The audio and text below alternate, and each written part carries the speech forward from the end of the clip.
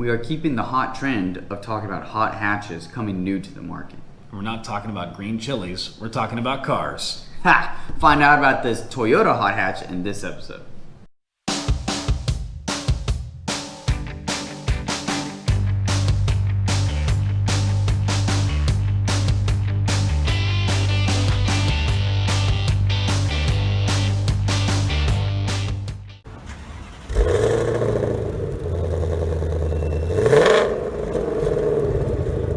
So Toyota is deciding to dip its toe into the hot hatch market here. Last video we talked about the Golf R, which is the hottest of all hot hatches. And like Josh said, like, not talking about pepper still, but that's okay, it makes me hungry.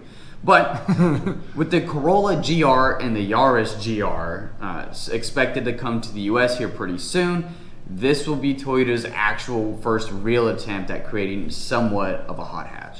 Right, and anytime that Toyota puts GR next to a car, I mean, you've seen it on the Supra and some of their other cars like that, it's talking about getting a little bit faster. Pretty much, yes. Kind of like an SRT badge for Dodge or even like a GTI badge for Volkswagen. The GR means it's cooler. And I bet you were wondering, well, how much cooler is this car getting? Well, how about 258 horsepower?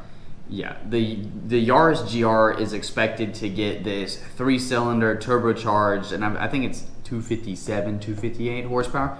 But why wouldn't that fit into the Corolla GR? Like, that just makes sense to take that same engine and put it into this hot hatch. Right, and I think right now it's talking about a turbocharged 3-cylinder, Yep. which is very interesting. You don't see those engines really existing in sedans or cars a lot. The only weird one I can think of off the top of my head is the Audi RS3 and the Audi TT RS, which have a turbocharged 5-cylinder. It's a little weird with those odd numbers. Yeah, definitely makes it unique, makes it a little bit cooler. Definitely a party trick and a party comment if you're a Yaris owner or a GR owner. You're like, hey, my car has 3 cylinders. Now, why does this matter? Why are we talking about it? Well, I mean, you guys knowing that Ford really announced the canceling of a lot of their sedans, that included the Focus ST and the Focus RS from their line, specifically in America. Yeah. So, and you're losing that car, as well as for a moment we thought we were going to be losing the Golf R between 2018 till now. Yeah. And amongst other cars, so this is a really nice touch to the car market where Jake already said dipping their toe back into the hot hatch market is exactly what we want. Yeah, so when you have competitors pulling their vehicles out of the segment, it leaves a pretty good chunk of space for somebody else to drop theirs into. Right. So this just makes sense that Toyota, they generally sell better in terms of these smaller vehicles like hatchbacks, sedans, better than Ford and GM and Chrysler, which is why they're pulling away all these vehicles, because those domestic brands aren't making any money on it, because Toyota, Honda, Volkswagen, like all these other European and Japanese makes are just absolutely destroying them in that part of the market. Yeah, the market share is hard to be had, but because Ford announced that they're getting rid of the Focus, I mean, I'm sure you guys, if you ever paid attention when you're driving around, you've definitely seen a Focus ST at one point or another. And with what that car offered to the car market was, I want to say they're predominantly only a manual transmission, as well as having a turbocharged 4-cylinder engine, made it a lot of fun to drive. I've never driven one. I don't think you've driven one. I've ridden in one, but that's about it. But they're pretty cool. But the fact that they left the market, I think this leaves it to where the main competitor in this market is the GTI. And the GTI itself is a very good competitor in its own. Yes, definitely one of the names that probably pops in your head when somebody asks you about hot hatches is like, what is a probably hatchback? GTI. What are you thinking of? You know? Yeah, GTI, or probably like Josh has mentioned, the latter, ST. You know, even with the Fiesta ST too, like those are probably ones that pop up into your mind for hot hatches.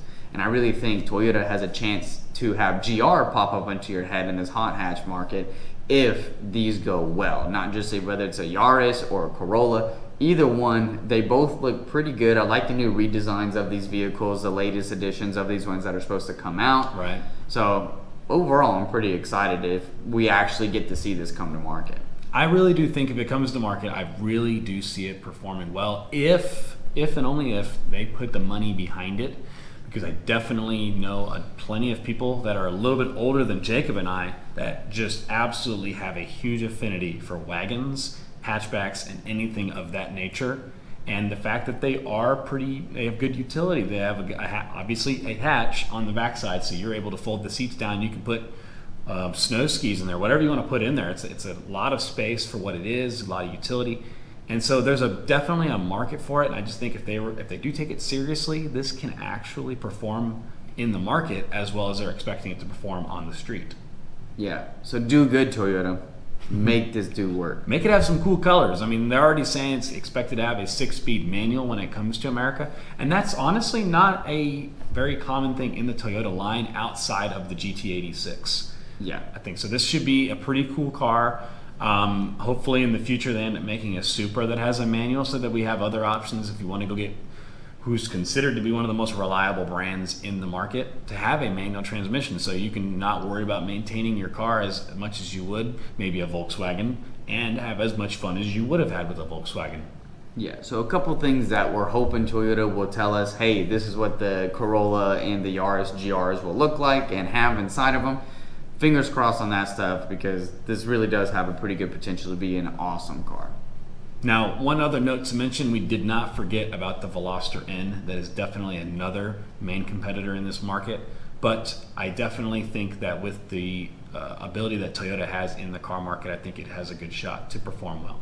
Yeah, with these numbers and performance numbers and price points that we're seeing as the estimates, it definitely could compete right along with the Veloster N. And if you've listened to any past episodes, you know that I'm a pretty big fan of it. Josh thinks it's a cool car, so hopefully the GRs have the capability to match up to them. So yeah, Toyota, if you're listening, make it a good price, some cool colors, keep the manual, and bring it to America, and let's see what happens. Only one way to find out. But without further ado, follow us on all of our social media. Hit that subscribe button down below. Give us a like. Follow us on all that stuff so that way you can see when we're bringing awesome content for you guys to check out. But that'll pretty much wrap up this episode of Gulf Coast Gearheads.